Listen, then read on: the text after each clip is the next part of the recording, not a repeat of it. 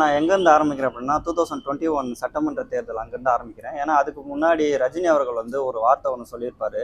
மறுபடியும் நான் அந்த லைனை சொல்கிறதுக்கு முன்னாடியே ஒரு அண்டர்லைன் ஒன்று போட்டுக்கிறேன். என்ன வார்த்தை அப்படின்னா, என் உயிரே போனாலும், மறுபடியும் சொல்கிறேன், என் உயிரே போனாலும் நான் அரசியல் கட்சி ஆரம்பித்து சட்டமன்ற தேர்தலில் நான் போட்டியிடுவேன் 2021 அப்படின்ற மாதிரி வந்து சொல்லியிருந்தார். ஆனால் அதுக்கப்புறம் கொரோனா ஒரு காரணம் காட்டி டாக்டர் இந்த மாதிரி சொன்னார் அப்படின்றதுக்காக நான் வந்து கட்சியை நான் ஆரம்பிக்கல, நான் படத்துலேயே நான் நடிக்க போகிறேன் அப்படின்ற மாதிரி தான் இருந்தார். ஏன்னா இந்த அறிக்கையை அவர் அப்போவே சொல்லும்போது சைடில் அண்ணாத்த அப்படின்ற ஒரு படம் வந்து நடிச்சிட்டு இருந்தார். அப்போவே நிறைய பேர் வந்து கேட்டுட்டு இருந்தாங்க, கொரோனா வந்து உங்களுக்கு அரசியலில் வந்து மக்கள் பணி பண்ணும்போது மட்டும் கொரோனா அப்படின்றது உங்களுக்கு வந்து வருது, படம் பண்ணும்போது மட்டும் கொரோனா அப்படின்றது வந்து வரலையா அப்படின்றது. சரி, அந்த விஷயத்தை அது வந்து அவருடைய படங்கள் அந்த பர்சனல் அளவுக்கு நான் ஒன்றும் இழிவாக பேச நான் வந்து விரும்பலை. ஏன்னா இழிவாக பேசுறது வந்து நிறைய பேர் இருக்காங்க. அந்த மாதிரி இழிவாக பேசினா ரஜினிக்கு அவர்களுக்கு வந்து குளிர் விட்டு வீட்டுக்கு கூப்பிட்டு ஃபோட்டோலாம் எடுப்பார் போல். ரொம்ப நாசுக்காகவும் இல்லை சாதாரணமாகவும் இல்லை மரியாதை கொடுத்து பேசினாலும் இந்த மாதிரி வந்து அடுத்த ஜென்ரேஷனாக இருந்தாலும் திரும்பி திரும்பி அவர் வந்து கேவலப்படுத்திகிட்டே தான் இருக்கார். நான் இதனால ஏன் சொல்கிறேன் அப்படின்னா, 90ஸ்க்கு போவோம். 90s காலகட்டத்தில் மறுபடியும் வந்து ரிவைன் போவோம். 2021 90s காலகட்டத்துக்கு போனோன்னா, அம்மையார் ஜெயலலிதா அவர்கள் 1991 தான் அவங்க வந்து முதல் முறையாக போட்டியிட்டு சிஎம் கேண்டிடேட் வந்து வின் பண்ணியிருப்பாங்க. அந்த காலகட்டத்தில் இருந்து ஜெயலலிதா அம்மையார்கிட்ட வந்து அவங்க வந்து வம்பிழுத்துக்கிட்டே இருப்பார். இப்போது ஜெயலலிதா அம்மையார்கிட்ட அவர் வந்து வம்பிழுக்கிறாரு, இல்லை பர்சனலாக ஏதோ ஒன்று பிடிக்கல, இல்லை ஏதோ பிடிச்சிருக்கு, இல்லை ரொம்பவே வந்து பிடிக்கல, அவங்க கேரக்டர் பிடிக்கல, பிஹேவியர் பிடிக்கல, அவங்க ஆட்சி எனக்கு பிடிக்கல அப்படின்னா அதோடைய குறைகள், அதில் என்ன பிடிக்கல, மக்களுக்கான சப்போர்ட் அப்படின்றத வந்து பேசணும், மக்களுடைய பிரச்சனை அப்படின்றது. ஆனால் அவர் என்ன பண்ணுவார்னா 80 காலகட்டத்திலேருந்து, ஏன்னா அதுக்கு முன்னாடி ஜெயலலிதா அவர்கள் வந்து அப்போயே வந்து படம் நடிச்சிட்டு இருந்தாங்க. அப்போ காலகட்டத்திலேருந்தே ஜெயலலிதா அவர்களோட கொஞ்சம் லைட்டாக டக்குமுக்கு அப்படின்ற ஒரு சண்டை அப்படின்னு மூலயமா 5 படத்துக்கு ஒரு தடவை பெண்ணியம் பேச ஆரம்பிச்சிருவாரு. பொண்ணுங்கன்னா இப்படி தான் இருக்கணும், சேலை கட்டிக்கணும், இந்த இந்த லட்சணத்தில் தான் இருக்கணும், இதை மீறி போகக்கூடாது, கோவத்தை வந்து இன்க்ரீஸ் பண்ணக்கூடாது. அப்புறம் முக்கியமாக சொல்லணும்னா எல்லாருக்கும் புரியுற மாதம் படையப்பா படத்தில் ஒரு கிளாஸ் எடுப்பார். அது நிற்க வச்சு கிளாஸ் எடுப்பார். இப்போ ரீரிலீஸ் வேறு ஆச்சு, ஜென்சி கிட்ஸ்லாம் பார்த்து அந்த படத்தை வந்து கலாச்சாங்க. அதில் வந்து கிளாஸ் எடுப்பார். ஆனால் எனக்கு வந்து உண்மையிலே நான் வந்து ஹீரோ அப்படின்னு கேட்டால் அந்த படத்தில் வந்து ரம்யா கிருஷ்ணன் ரோல் அப்படின்னு தான் வந்து சொல்லுவேன். காரணம் ஏன்னா ஜெயலலிதா அம்மையார் அவர்கள் வந்து அந்த அளவுக்கு நல்ல வகையாக, ரொம்ப நல்ல வகையாக ஆட்சி கொடுத்துருப்பாங்க அப்படின்னு சொல்ல முடியாது. அப்படின்னு நான் சொல்ல வரல.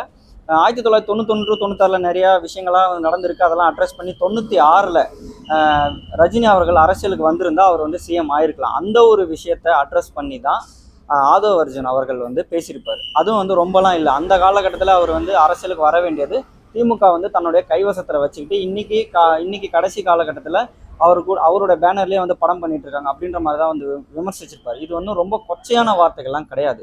சரி, இது வந்து அவர் மனசை வந்து புண்படுத்துது அப்படின்னா நான் சில வார்த்தைகள் வந்து சொல்கிறேன். சுடுகாட்டில் கூட தான் வெற்றிட இருக்குது, அங்கே போய் படுத்துக்கேன் அப்படின்னு சொன்னது யாருன்னா சீமான் அவர்கள். சீமான் கட்சி நடத்துறாரு பார்த்தீங்களா, பொது மேடை போட்டு பேசினார். இது வந்து என்ன ரொம்ப ஸ்வீட்டான விஷயமா, இல்லை இது வந்து ஏதாவது ஒரு ஸ்வீட் அப்படின்றது ஏதாவது ஃப்ளேவரான ஒரு ஸ்வீட்டா? சரி, அதுக்கடுத்து வருவோம். ஒருத்தர் வந்து பேசியிருப்பார் ரொம்ப கடுமையாக. அவருடைய பொண்ணு, ரஜினி அவங்களுக்கு 2 பொண்ணு, அவங்க பொண்ணு கூட வந்து ரொம்ப கேவலமாக பேசியிருப்பார். ரஜினியை வந்து அவருடைய பிறப்பை வந்து ரொம்ப கேவலமாக பேசியிருப்பார். விஷம் குடிச்சிட்டு சாவுங்களேன் அப்படின்ற மாதிரி பேசியிருப்பார். யார் சொல்கிறாருன்னா சாட்டை துரைமுருகன். இதெல்லாம் வந்து ரொம்ப ஸ்வீட் கொடுக்குற விஷயமா, இல்லை இந்த ஸ்வீட்லாம் வந்து எந்த ஃப்ளேவர் அப்படின்றது வந்து அவங்களுக்குலாம் வந்து தெரியலையா? சரி, ஆதவ அர்ஜுன் பேசுனது வந்து அவருக்கு வந்து மனசு வலிக்குது அப்படின்னா, இதுக்கு முன்னாடி சிவாஜி கிருஷ்ணமூர்த்தி அவரும் வந்து ரொம்ப கேவலமாக மட்டமாக ரஜினியை பற்றிலாம் ரொம்ப கொச்சையெல்லாம் பேசியிருக்காரு. எதுக்கெடுத்தாலும் சுடுகாடு, அவர் எவ்வளோ கேவலமாக பேசுவார் அப்படின்றதெல்லாம் எல்லாருக்குமே தெரியும்னு நினைக்கிறேன். சரி, இதெல்லாம் வந்து அவர்கள் வந்து அதாவது என்ன சொல்ற மனசு வந்து வலிக்கலையா? காரணம் ஏன்னா ரஜினி அவர்கள் வந்து வன்மம். மறுபடியும் அண்டர்லைன் பண்ணி சொல்கிறேன், இது ரஜினி ரசிகர்களே வந்து சொல்கிறாங்க, வன்மம் வன்மம் வன்மம். மறுபடியும் நான் அழுத்தி சொல்கிறேன். ஏன் இப்படி வன்மம் பிடிச்சிட்டு அவர் சுற்றுறாரு அப்படின்றது தெரியல. ஏன்னா அவருடைய அடுத்த ஜென்ரேஷன் அவர் வந்து விஜய். அவர் கிட்டத்தட்ட ஒரு பையன் வயசு அப்படின்றது. சூப்பர் ஸ்டார் பட்டத்துக்கு வந்து ஆசைப்பட்டுட்டு விஜய் மேலே ஒரு விமர்சனம் வைக்கும்போது லியோ படத்தோட சக்ஸஸ் மீட்லேயே அவரே வந்து சொல்லிட்டார், அப்பா போட்ட சட்டை. இது வந்து எந்த நடிகர் சொல்லுவாருன்றது தெரியல. அவ்வளோ பெருந்தன்மை, அப்பா போட்ட சட்டை, தலை அஜித்னா அவர் ஒருத்தர் தான் அப்படின்ட்டு தலை அஜித்தே அவர் வந்து அட்ரஸ் பண்ணி பேசினார். அப்படி சூப்பர் ஸ்டாரையும் வந்து அட்ரஸ் பண்ணி பேசிட்டாரு. அதோட முடிஞ்சிடணும். மறுபடியும் கூலி படத்தில் காக்கா வேட்டுறேன் அப்படின்ற மாதிரி ட்ரெய்லரில் ஒரு சீன் ஒன்று வச்சுறாரு. அதாவது ஜெயிலர் படத்தில் காக்கா கதையை சொல்லி மறுபடியும் ரீப்ளேஸ்மெண்ட் பண்ணுற மாதிரி. இதெல்லாம் வந்து ரஜினி அவர்கள் எதுக்கு சொல்கிறாருன்னா அவருடைய லாப நோக்கத்துக்காக மட்டுமே தான். காரணம் ஏன்னா இதெல்லாம் வம்பிழுத்து 90s அரசியலுக்கு வரேன்ட்டு வம்பிழு சொல்லிட்டு ஆசையை தூண்டி விட்டுட்டு ஒரு பக்கம் வந்து ஜெயலலிதா அம்மையார் அவர்களை வந்து வம்பிழுப்பாங்க. வம்பிழுத்துட்டு படம் ஹைப் வந்து வரும். படம் ஹைப்பு ஓப்பனிங் அந்த மாதிரி பண்ணிட்டு அதுக்கப்புறம் பார்த்தீங்கன்னா அடுத்த படம் வந்து அட்டு ஃபெயிலியர் ஆகும். அதுக்கு உதாரணம் பாபா. பாபா வந்து என்னென்னமோ பண்ணாங்க, பார்த்தா வந்து படமும் நல்லா இல்லை, படமும் அட்டு ஃபெயிலியர். அதுக்கப்புறம் வந்து சரி ஆதோ வச்சு சொன்ன மாதிரி தான் அவங்களுடைய பேனர்லாம் வந்து படம் பண்ணிட்டு இருந்தாங்க. அவருடைய சப்போர்ட்டில் தான் வந்து படம் டிஸ்ட்ரிபியூஷன் அப்படின்லாம் போயிட்டு இருந்துச்சு. இப்போ ரீசெண்டாக ஒன்று எடுத்துப்போம். தமிழ்நாட்டு மக்கள் வந்து ரஜினி அவர்கள் வந்து பெருசாக இப்போ வந்து சப்போர்ட் அப்படின்றது கிடையாது. அதுக்கு ஒரு உதாரணம் அப்படின்னா ஜெயிலர் பார்ட் 1 ஜெயிலர் பார்ட் 2 அப்படின்றது வந்து எடுத்து ரிலீஸ் பண்ண போகிறாங்க. ஜெயிலர் பார்ட் 1 அப்படின்றது ரிலீஸ் ஆகி அது ஒரு 500 கோடி வசூல் அப்படின்றத தாண்டிச்சு. 500 கோடி வசூல் அடிச்சதும் இதெல்லாம் எவ்வளோ பேர் நோட் பண்ணியிருப்பீங்கன்னு தெரில. யோகி அவருடைய காலில் போய் விழுந்தார். உத்தரப்பிரதேசோ குஜராத்தோன்னு நினைக்கிறேன், முதலமைச்சர், எனக்கு சரியா தெரியல ஃப்ளோவில். அவருடைய காலில் போய் விழுந்தார். அந்த காலில் போய் விழுறதும் ப்ரோ பார்த்து ப்ரோ பாஸ் பண்ணிட்டீங்களா? ரெடியா? ஜெயிலர் படம் ரிலீஸ் ஆகிற வரைக்கும் அவர் வந்து ஒரு மார்க்கெட்டிங் ஸ்ட்ராட்டஜி வந்து ஹேண்டில் பண்ணிட்டு இருந்தார். எப்படின்னா காக்கா கழிவு கதை அப்படின்றது. ஜெயிலர் படம் ரிலீஸ் ஆகி சக்ஸஸ் ஆகி ஒரு 500 கோடி வசூல் அப்படின்றத தாண்டினதும் அவர் வந்து முக்கிய ஒரு நபர்களுடைய காலில் போய் விழுந்தார். அவர் யார் அப்படின்றது எல்லாருக்குமே தெரியும்னு நினைக்கிறேன். யோகி அவருடைய காலில் போய் விழுந்தார். அந்த காலில் போய் விழுறதும் ஸ்பெஷலாக எப்படி போய் விழுந்தார் தெரியுங்களா? காரை விட்டு இறங்குனதும் வாசப்படியை மிச்சம் உடனே போய் காலில் விழுறாரு. எதுக்கு இவ்வளோ அவசரம்? உங்களுக்கு வந்து பக்தி இல்லை, அவர் முக்கியமான விஷயம் பக்தி, அதெல்லாம் வந்து கொஞ்சம் ஓரம் கட்டி வைப்போம். அவரே வந்து ரஜினி அவர்களே வந்து இதுக்கு முன்னாடி வந்து சொல்லியிருக்காரு, என்னன்னா அப்பா அம்மா நல்லவங்க காலில் வந்து விழலாம், வேற யார் காலையும் விழணும் அப்படின்றதெல்லாம் அவசியம் இல்லை அப்படின்ற மாதிரி சொல்லலாம். ஆனால் யோகி அவருடைய வயசு ரஜினி அவர்களுடைய 12 வயசு 15 வயசு சின்னவர். அவருடைய காலில் போய் விழணும். ஏன் விழணும் கேட்டால் அவர் ஒரு வார்த்தை ஒன்று சொன்னார், சக்தி வாய்ந்தவர், அதனால தான் நான் போய் காலில் விழுந்தேன். இந்த சக்தியை வச்சுட்டு ஏன் வேட்டையன் படம் 500 கோடி வசூல் தாண்டலை? இதே சக்தியை வச்சுட்டு ஏன் இதுக்கு முன்னாடி கூலி படம் 1000 கோடி வசூல்ன்றது அடிக்கல? இவருடைய படம் வந்து அண்ணாத்த படம் தான் லாஸ்ட்டாக, அண்ணாத்த படம் வரைக்கும் தான் இவருக்கு வந்து இவருடைய முன்னிலைப்படுத்தி அதுக்கு அடுத்த இங்கே ஹீரோயின்ஸு கோ ஆக்ட்ரஸ் அப்படின்றதெல்லாம் இருப்பாங்க, அவங்களே வச்சு படம் எடுத்தாங்க. ஆனால் அது ரஜினி அவர்களை முன்னிலைப்படுத்தி எடுத்தால் படம் வந்து ஓட மாட்டுது. அதனால அவர் ஒரு ஸ்ட்ராட்டஜியை வந்து ஹேண்டில் பண்ணுறாரு. என்னன்னா இருக்கிற எல்லா ஸ்டேட்டில் இருக்கிற பெரிய ஹீரோஸு பெரிய சூப்பர் ஸ்டார்ஸ் அவங்கெல்லாம் கூப்பிட்டு தான் படத்தில் வந்து நடிக்க வைக்கிறாரு. அதுக்கு உதாரணம் கூலி அப்படின்னு சொல்லலாம். இப்போ ஜெயிலர் 2லையும் வந்து எப்படி கூலி படத்தில் அமீர் கானை நடிக்க வச்சாரோ, ஜெயிலர் 2ல் வந்து இன்னொன்று சொல்லிட்டு இருக்காங்க, ஷாருக் கானை நடிக்க வைக்க போகிறாங்க அப்படின்றது. இதெல்லாம் ரஜினி அவர்கள் ஏன் பண்ணுறாருன்னா அதுவும் ஒரு சுயநல லாபத்துக்காக தான். இருக்கிற எல்லா பெரிய ஆக்டரும் என் படத்தில் வந்து நடித்து ஆடியோ லான்ச்சில் வந்து என்ன புகழ் பாடணும், அதை இந்த உலகம் பார்க்கணும். ஏன்னா அமீர் கான் அவர்கள் வந்து ரஜினி அவர்களை எங்கேயோ வந்து கூட்டிகிட்டு வந்து அண்ணான்னு கூப்பிட வச்சிட்டாரு. இப்போ ஷாருக் கானை வந்து என்ன பண்ண போகிறாருன்னு எனக்கு தெரியல. ஏன்னா இந்தியாவிலே அவர் தான் ஹையஸ்ட் பெய்டு டேக்ஸ் கட்டுற ஆக்டர் வந்து ஷாருக் கான் தான். அதுக்கு அடுத்து வந்து விஜய் தான் வந்து ஹையஸ்ட் பெய்டு கட்டுறாரு. இந்த விஷயத்துக்கு வரேன். இந்த ஒரு வன்மம் தான் ரஜினி அவர்கள் வந்து திரும்ப வந்துக்கிட்டே இருக்குது. அவர் வந்து கபாலி படத்தில் எப்படி வந்து தேவையில்லாமல் மக்களுக்கு வந்து சப்போர்ட் பண்ணாமல், அந்த காலா படம் ரிலீஸ் அப்போ தூத்துக்குடியில் ஸ்டெர்லைட்டை ஷூட் அவுட் அப்படின்றதெல்லாம் வந்து நடந்துச்சு. அந்த ஷூட் அவுட்டில் மக்கள் பிரச்சனையை போய் பேசாமல் அங்கே போய் நின்றுட்டு தன்னுடைய ரசிகர்களை போய் கையாட்டிக்கிட்டு அதில் வேறு பேசிட்டு இருந்தார். ஹாஸ்பிட்டலில் நுழைஞ்சதும் நான் தான் ரஜினி, நீங்கள் யார் எனக்கு தெரியலையே, இப்போ தான் வந்தீங்களா அப்படின்ற மாதிரிலாம் பேசினாங்க. அதெல்லாம் எந்த நியூஸ் சேனலுமே வந்து டெலிகாஸ்டும் பண்ணல, ஹைலைட்டும் பண்ணலை. ஸோ இதெல்லாம் வந்து அவருடைய சுயலாபத்துக்காக தான் திரும்ப வந்து பண்ணிட்டார். அந்த படத்துடைய ப்ரொடியூசர் வந்து தனுஷ் அவர்கள், காலா படத்துடைய ப்ரொடியூசர்.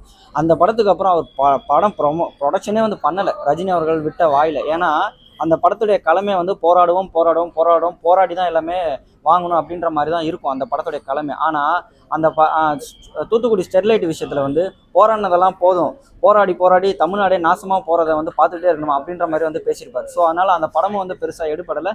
அதுக்கப்புறம் ஒரு ப்ரொடக்ஷன்ஸ் கம்பெனியும் வந்து ரொம்ப வருஷத்துக்கு வந்து படம் பண்ணலை. ரொம்ப வருஷத்துக்கு அப்புறம் இட்லி கடை படத்தில் தான் ஒன் ஆஃப் த ப்ரொடக்ஷன்ஸ் வந்து ஜாயிண்டிங் வந்து பண்ணியிருப்பார் தனுஷ் அவர்கள்.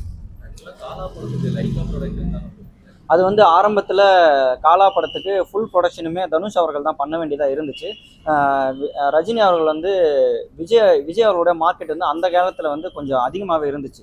படம் ப்ரொடக்ஷன்ஸ் அப்படின்றது பெருசாக ஆகும்போது அதோடைய வெயிட்டேஜ் அப்படின்றத தாங்க முடியாது. டிஸ்ட்ரிபியூஷன் அப்படின்றதுக்காக லைக்கா வந்து ஆட் பண்ணியிருப்பாங்க. ஆப்வியஸ்லி லைக்காவுமே ரஜினியை வச்சு படம் எடுத்து 2-3 படம் வந்து உக்காந்துருச்சு. அதில் முக்கியமான ஒரு விஷயம் லால் சலாம் படமும் வந்து உக்காந்துருச்சு. இதில் என்னென்னா கில்லி ரிலீஸோட வசூலை வந்து பீட் பண்ணவே இல்லை. லால் சலாம் படத்தில் ஆடியோ லான்ச்சில் விஜய் அவர்கள் பேரை உச்சரிக்கும் போது எப்படி ஒரு கரகோஷம் வந்துச்சோ, ஜெயிலர் பார்ட் 1 படத்தில் ஆடியோ லான்ச்சில் விஜய் அவர்களுடைய பேரை சொன்னால் எப்படி கரகோஷம் வந்துச்சோ, அங்கெல்லாம் சும்மா இருந்துட்டு அங்கேருந்து ரிட்டர்ன் கிளம்பும்போது முகத்துக்கு பின்னாடி இங்கே எல்லாருக்குமே 2 வேஷம் இருக்கும். முகத்துக்கு முன்னாடி ஒன்று, முகத்துக்கு பின்னாடி ஒன்று. அந்த ரஜினி அவர்களுடைய முகத்துக்கு பின்னாடி இருக்கிற வன்மம் தான் இதை வந்து திருப்பி திருப்பி வந்து காட்டுது. ஏன்னா உங்களுடைய பையன் வயசு தான் இருக்கும், வளர்ந்தா வளர்ந்துட்டு போட்டுமே, என்ன இப்போ உங்களால் பண்ண முடியாத ஒரு சாதனையை விஜய் அவர்கள் வந்து பண்ணுறாரு. நீங்கள் வந்து 2021 எலெக்ஷனுக்கு வரேன்னு நீங்கள் சொன்னீங்க, உங்களுடைய உடல் பிரச்சனை காரணமாக வர முடியலன்னு சொன்னீங்க. சரி, ஓகே, உங்களால் வர முடியல, அதையும் வந்து தமிழ் மக்கள் வந்து அக்செப்ட் பண்ணிட்டாங்க. உங்களுடைய படங்கள் வந்து இன்னுமே வந்து ஃபேமிலியோட வந்து பார்த்துட்டு இருக்காங்க. ஆனால் உங்களோட இண்டஸ்ட்ரியிலேருந்து வந்து ஒருத்தர் உங்களால் பண்ண முடியாத ஒருத்தர் பண்ணுறாரு அப்படின்னா நீங்கள் வந்து அப்ரிஷியேட் பண்ணணும், அதை வந்து இல்லை சப்போர்ட் பண்ணணும், இல்லைனா எதுவுமே பேசாமல் அமைதியாக இருந்துடணும். இப்போ ஆதவ் அர்ஜுன் பேசுனது மட்டும் உங்களுக்கு வலிக்குது, இல்லை குடையுது, இல்லை எங்கேயாவது வந்து எனக்கு பெருசாக ரத்தம் வருது, என்னால் தூங்க முடியல அப்படின்னா, இதுக்கு முன்னாடிலாம் அவங்கள வந்து அவ்வளோ கொச்சையாக உங்களோட ஜாதி பேர், உங்களோட இனம் பேர், உங்களோட வீட்டில் இருக்கிற பொண்ணுங்க எல்லாமே ரொம்ப கேவலமாக ரொம்ப கொச்சையாக வந்து பேசியிருக்காங்க. அப்போல்லாம் உங்களுக்கு வந்து அறிக்கை அப்படின்றது இல்லாமலையும், அப்போல்லாம் நீங்கள் ஃபயர் விடாமலையும், இப்போ வந்து நீங்கள் ஃபயர் விடும்போது முழுக்க முழுக்க ஏதோ ஒரு வன்மமாக தான் காட்டுது. ஏன்னா நானும் டு பி ஃப்ராங்க் ஓப்பனாக சொல்கிறேன், சின்ன வயசில் நிறையா ரஜினி படங்களை பார்த்துருக்கேன்.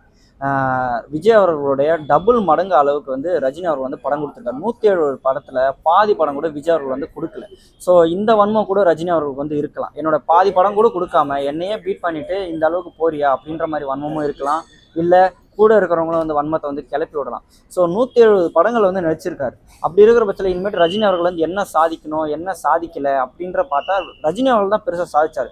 ஸோ இனிமேட்டும் வன்மத்தை கக்காமல் இருந்தால் ரொம்ப நல்லது. அதையும் மீறி நீங்கள் வந்து வன்மத்தை கக்கிட்டே இருந்தீங்கன்னா 1990களில் எப்படி உங்களுக்கு தமிழ் மக்கள் வந்து சப்போர்ட் பண்ணாங்களோ, இப்போ 2026 எலெக்ஷனில் இல்லை உங்கள் படத்துக்கெல்லாம் சப்போர்ட் பண்ணவே மாட்டாங்க. அதுதான் உண்மையான. ஏன்னா எல்லாருமே படிச்சுட்டாங்க, எல்லாருமே வந்து தெளிவாயிட்டாங்க. அதுக்கு ஒரு உதாரணம்னா வேட்டையன் படம் ஜெயிலர் படத்தை விட சூப்பராக இருந்தும் வேட்டையன் படம் 300 கோடி வசூல் வந்து தாண்டலை. நீங்கள் கூலி படத்தில் அவ்வளோ ஸ்டார் காஸ்ட்டை இறக்கியும் படம் வந்து 500 கோடி வசூலை வந்து தாண்டலை. இதே மாதிரி நீங்கள் வந்து திரும்ப திரும்ப பண்ணிட்டு இருந்தீங்கன்னா ஜெயிலர் 2ல் நீங்கள் வந்து ஷாருக் கான் இல்லை ஜேம்ஸ் கேம்ரோனையே நீங்கள் வந்து கெஸ்ட் அப்பீரன்ஸ்க்கு, இல்லை ராக்கையே நீங்கள் வந்து கெஸ்ட் அப்பீரன்ஸ்க்கு நீங்கள் நடிக்க வச்சாலும் படம் 500 கோடி 600 கோடி அப்படின்றதும் தாண்டாது.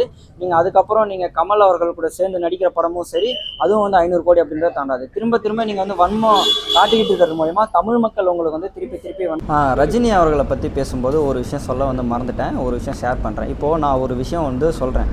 இப்போ எங்கேயோ வந்து பஸ் ஆக்சிடெண்ட்டு, இல்லை ட்ரெயின் ஆக்சிடெண்ட்டு, இல்லை ஃப்ளைட் ஆக்சிடெண்ட்டு நடந்துச்சு அப்படின்னா அந்த ஆக்சிடெண்ட்டுக்கு என்ன காரணமோ, யார் தப்பு பண்ணியிருப்பாங்களோ, இல்லை பைலட் தப்பு பண்ணியிருப்பாங்களோ, இல்லை ரோடு சரியா இல்லை, ஏர்க்ராஃப்ட் சரியா இல்லை, இல்லை வந்து ட்ராக்கு சரியா இல்லை அப்படின்றத பற்றி தான் வந்து பேசணும். ஆனால் இப்போ நான் வந்து ஒரு விஷயம் சொல்கிறேன், நான் வந்து இந்த கடவுள் வாழ்த்து சொல்லலை, அதனால தான் வந்து ஆக்சிடெண்ட் ஆச்சு அப்படின்னு சொன்னால் என்னை எவ்வளோ நீங்கள் கிறுக்குத்தனமாக பார்ப்பீங்களோ, அதே மாதிரி தான் ரஜினி அவர்கள் வந்து ஒரு இடத்துல போய் அட்ரஸ் பண்ணுறாரு.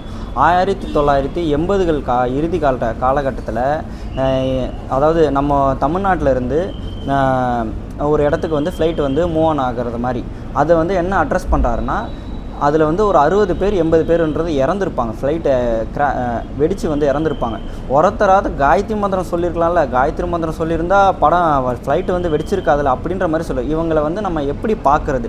திரும்ப திரும்ப வந்து இந்த மாதிரி படங்கள் நடிக்கிற மூலயமா நம்மளை இம்ப்ரெஸ் பண்ணுறாரே தவிர, அந்த பக்கம் எங்கேயாவது ஒரு ஃபங்க்ஷனு இல்லை ஸ்டேஜில் போய்ட்டு ஏதாவது பேசணும் அப்படின்னா தமிழ்நாட்டு மக்களை வந்து முட்டாளாக்குற மாதிரி தான் பார்க்குறாரு. தமிழ்நாட்டுக்கு அகேன்ஸ்டாக தான் நிற்கிறாரு. தமிழ்நாட்டு மக்களுடைய பிரச்சனையை வந்து பேசாமல் இருக்கார். திரும்ப திரும்ப காயத்ரி மந்திரம் சொன்னால் வந்து ஃப்ளைட் ஆக்சிடெண்ட் ஆகாது அப்படின்னா, காயத்ரி மந்திரம் சொல்லி இங்கே இதுக்கு முன்னாடி சின்ன குழந்தை 17 வயசு பொண்ணு இப்போ வந்து ரேப் பண்ணி துண்டு துண்டாக வெட்டி போட்டிருக்காங்க. அந்த பொண்ணு காயத்ரி மந்திரம் சொல்லலை, அதனால தான் ரேப் பண்ணி வெட்டி போட்டுட்டு செத்து போயிட்டாங்கன்னு சொல்ல முடியுமா? இல்லை வந்து கவின் வந்து ஆணவ படுகொலை பண்ணாங்க, அந்த பையன் வந்து பிறந்ததுலேருந்தே காயத்ரி மந்திரம் சொல்ல, அதனால தான் வந்து கொன்று போட்டாங்க அப்படின்னு சொல்ல முடியுமா? இங்கே வந்து எவ்வளோ பிரச்சனைகள் வந்து நடக்குது. இந்த மாதிரி வந்து லூசுத்தனமாக பேசுகிறத வந்து கொஞ்சம் குறைச்சிக்கலாம் அப்படின்றதான் பார்க்குறேன். ஏன்னா இது வந்து அவருடைய வன்மத்தை மட்டும் காக்காமல் இங்கே இருக்கிற நிறையா பேரோட வாழ்வாதாரத்தை வந்து நீங்கள் தூண்டி விட்டு சீண்டி விட்டு நீங்கள் வந்து பேசினால உங்களுடைய தரத்தை வந்து நீங்கள் குறைச்சிக்கிற மாதிரி இருக்கும். தேங்க்யூ.